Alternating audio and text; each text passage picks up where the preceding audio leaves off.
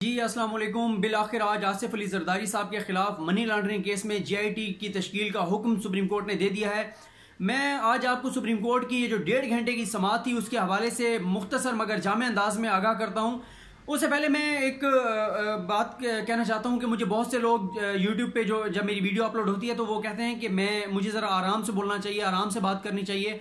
लेकिन मसला ये होता है कि 1.5-2 घंटे की जो समाअत होती है उसको अगर मैं आराम से बताना शुरू करूं तो शायद उसको फिर 1 घंटे की वीडियो बन जाएगी।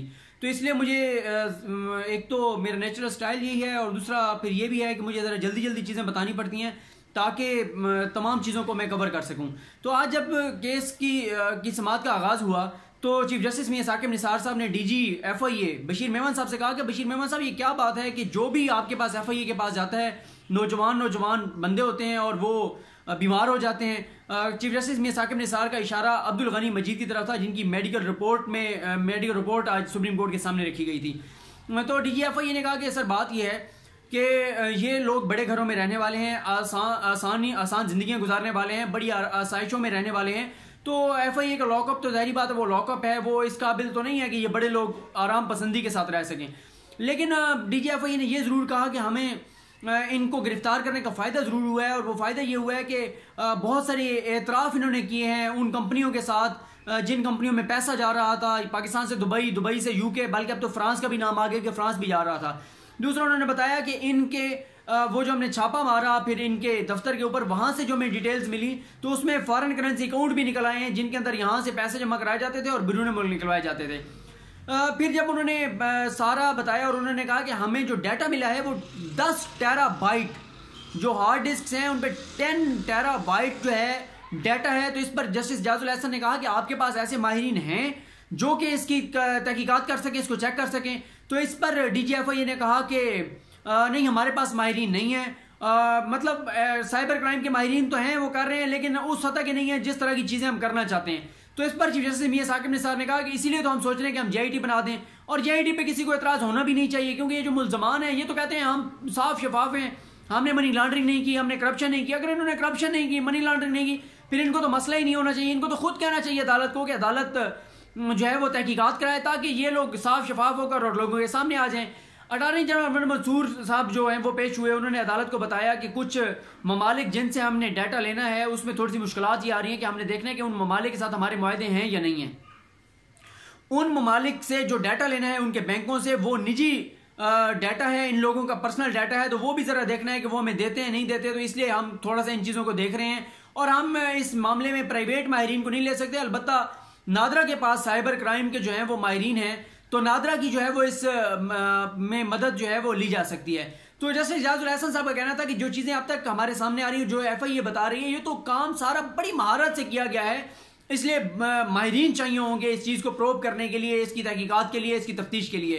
इसके बाद DG FIA ने कुछ बातें बताते बताते वो रुक गए कि फिर चीफ जस्टिस ने भी उन्हें कहा कि हाँ वो चीज़ें जो भी आप समझते हैं कि वो आपको नहीं बतानी चाहिए इस तरह खुली अदालत में वो आप बेशक ना बताएं क्योंकि उससे ज़ाहिर है फिर वो बातें मीडिया में आती हैं और वो फिर बातें शायद कुछ ऐसी हैं जो फिर तहकीकात पे असरअंदाज हों, पता चल जाए मुल्ज़मान को कि FIA किन किन एरियाज़ में काम कर रही है तो वो पहले ही उनका कोई उन डाटा को गायब ना कर दें, ये इस तरह का काम ना कर दें।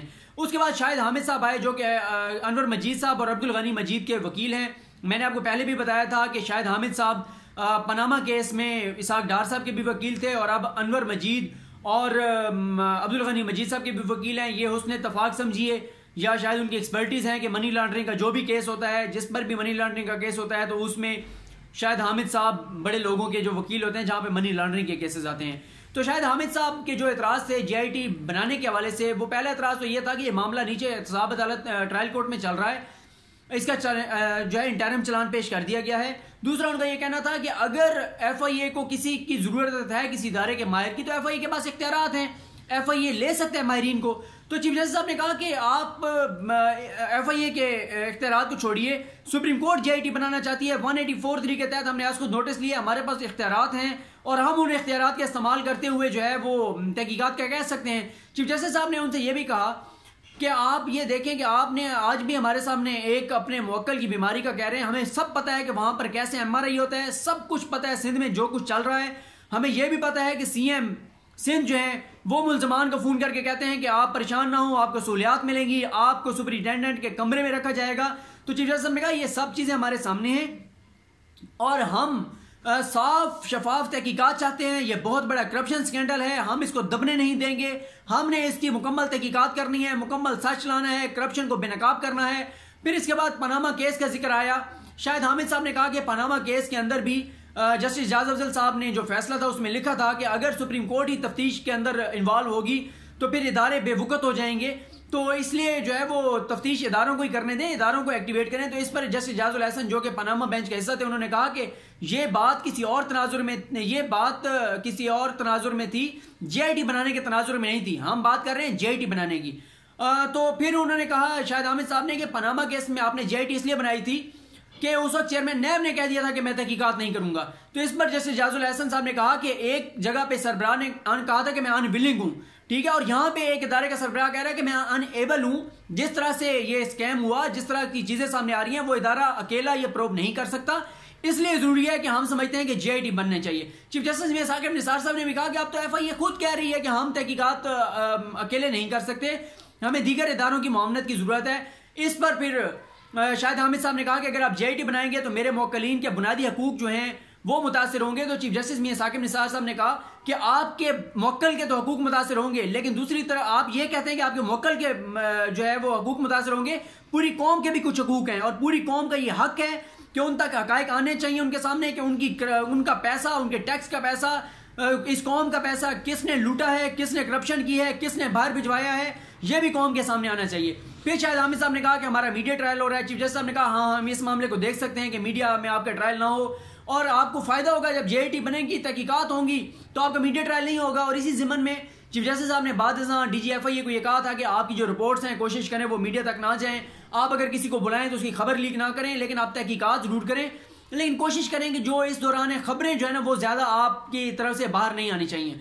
जस्टिस उमर अता बंदयाल ने भी कहा कि आपको फायदा होगा शफाफ तहकीकात का, जब तहकीकात होंगी शफाफ। आप तो खुद कह रहे हैं कि आपका कोई कसूर नहीं है, आपने कुछ नहीं किया। जब आपने कुछ नहीं किया तो आप साफ शफाफ तहकीकात होने दें। बार बार ये तमाम तीनों जजेस ने कम से कम आज 17 बार ये बात कही कि आपको तो एतराज नहीं होना चाहिए अगर आपने करप्शन नहीं की, और आप क्यों ये समझते हैं कि ये तहकीकात होंगी तो इस तहकीकात में फैसला आपके खिलाफ आएगा। चीफ जस्टिस साहब ने कहा कि मुझे एक बात बताएं, हमारे सामने कुछ खवातीन आई, कुछ ऐसे लोग आए जो मेहनत मजदूरी करते हैं, छोटी छोटी मुलाजमतें करते हैं, किसी के अकाउंट में 2 अरब, किसी के अकाउंट में 4 अरब, किसी के अकाउंट में 8 अरब रुपए आए, तो बताएं ये फरिश्ते डाल के गए थे पैसे और फिर फरिश्ते निकलवा के गए हैं, तो आप क्यों समझते हैं कि हम इसकी तहकीकात ना करें? हम तहकीकात करेंगे। ये बहुत बड़ा करप्शन स्कैंडल है, हमने इसको बेनकाब करना है, हमने असल किरदारों को सामने लाना है। आप हमें मत बताइए कि हमारा दायरा इख्तियार क्या है। हमारा दायरा इख्तियार जो है वो 184(3) भी हमारे पास है, 199 भी है। सुप्रीम कोर्ट कोई भी मुकम्मल सच तक पहुंचने के लिए, मुकम्मल इंसाफ करने के लिए सुप्रीम कोर्ट किसी भी तरह का हुक्म जारी कर सकती है। शाहिद हामिद साहब ने कहा कि उन्होंने पनामा केस की तरफ इशारा किया कि एक और केस में आपने जब JIT बनाई तो उस पर ठप्पा लग गया था कि ये सुप्रीम कोर्ट ने बनाई, तो सुप्रीम कोर्ट के ऊपर हर्फ आया, सुप्रीम कोर्ट के ऊपर बातें आई, सुप्रीम कोर्ट के खिलाफ बातें हुई, तो आप सुप्रीम कोर्ट का बस ठप्पा नहीं होना चाहिए। तो चीफ जस्टिस साहब ने कहा कि ये हमारा इख्तियार है, हमें पता है कि मुकम्मल सच तक अगर पहुंचना है, इंसाफ करना है, करप्शन बेनकाब करनी है, तो हमने किस तरह कराना है ट्रायल, हमने किस तरह तहकीकात करानी है। तो इसलिए हम नीचे वाली जो अदालतें हैं उनको ट्रायल कोर्ट को तहकीकात से रोक देते हैं, हम JIT बना देते हैं और JIT जो है वो तहकीकात करके हमें बता देगी। इसके बाद मुनीर भट्टी जो हैं, जो अनवर मजीद के बाकी बेटों के वकील हैं, वो आ गए। उन्होंने कहा कि बाकी बेटों का नाम ECL से निकाल दें, सुप्रीम कोर्ट ने ये मुस्तरद कर दिया। फिर वो केस के मेरिट्स पर बात करने लगे।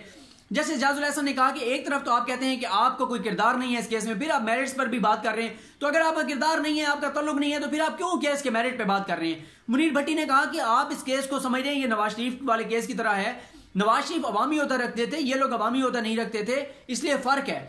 इसके बाद एतजाज हसन साहब आए। एतजाज हसन साहब ने भी कहा कि अदालती जो इससे पहले जो तरीकाकार रहा है वो ये रहा है कि जब मामला नीचे चल रहा हो तो सुप्रीम कोर्ट उसको नहीं लेती, उस मामले पे अलग तहकीकात नहीं कराती, तो ये मामला नीचे चल रहा है। तो चीफ जस्टिस मियां साकिब निसार ने कहा कि हम चाहते हैं कि अब नया जूरिस्प्रूडेंस जो है वो डेवलप हो, ताकि आइंदा कोई इस तरह का मामला आता है तो उसमें भी ये किया जाए। दूसरा, चीफ जस्टिस साहब ने, एतजाज हसन साहब ने कहा कि अगर मुल्जमान में से किसी को JIT के किसी मेंबर पर एतराज हो तो उसको जरूर हटाया जाए JIT से।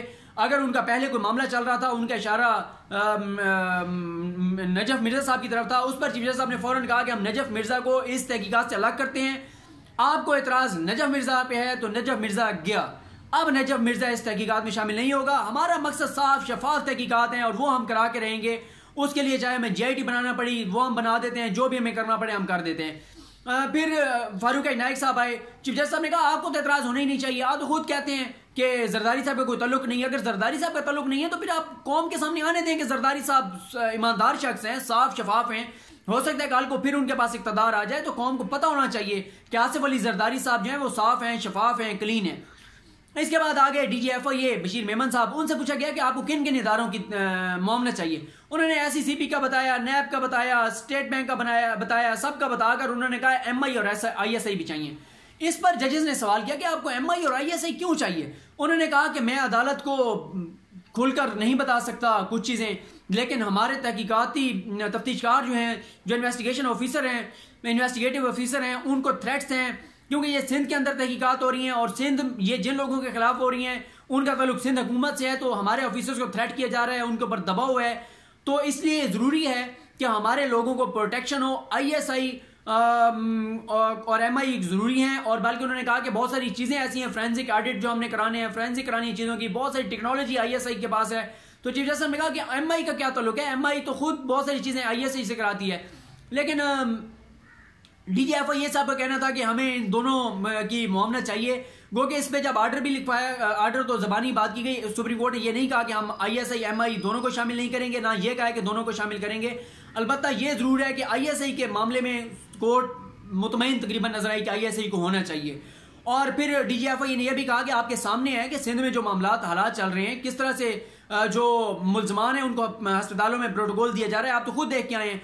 उन्होंने कहा कि आप अगर हमें बाइख्तियार बनाते हैं, आप अगर हमें सपोर्ट करते हैं और आपका साथ रहा तो हम ये लूटा हुआ पैसा वापस लाएंगे, जो कि अगर करप्शन के जरिए बाहर गया है इसको हम वापस लाएंगे, करप्शन का पैसा हम वसूल करेंगे वापस इन लोगों से।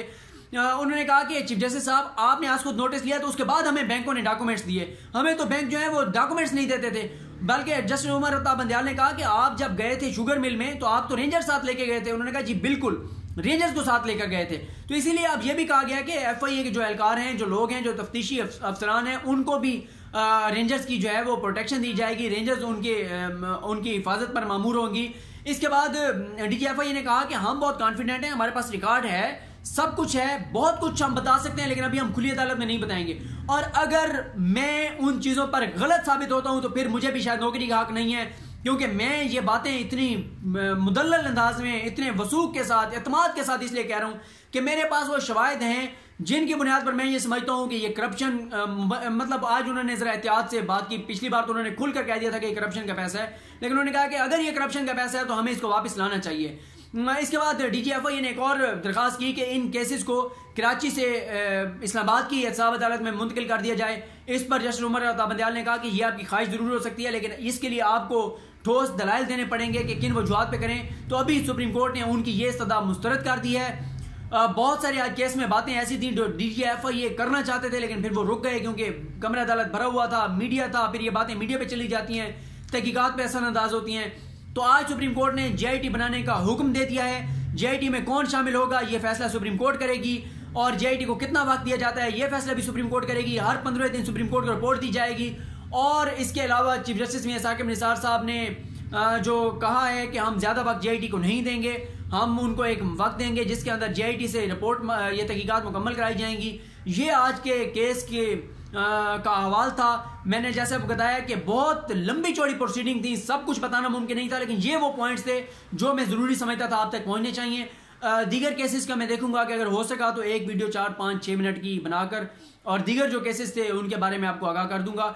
अभी एक केस के बारे में रहता है जो मैंने आपको बताना है, वो बहुत इंपॉर्टेंट है। कल भी कहा था, नहीं वीडियो रिकॉर्ड कर सका, इंशाल्लाह आज कोशिश करूं कि बैरून मुल्क जो असासे जायदादें हैं उस हवाले से इमरान खान ने सुप्रीम कोर्ट को जो पैगाम भिजवाया है वो बहुत अहम है। अटॉर्नी जनरल के जरिए पैगाम भिजवाया गया है, और जो हुकूमत, जो सुप्रीम कोर्ट और हुकूमत जो है वो मिल के जो कुछ कर रहे हैं वो बहुत अहम है।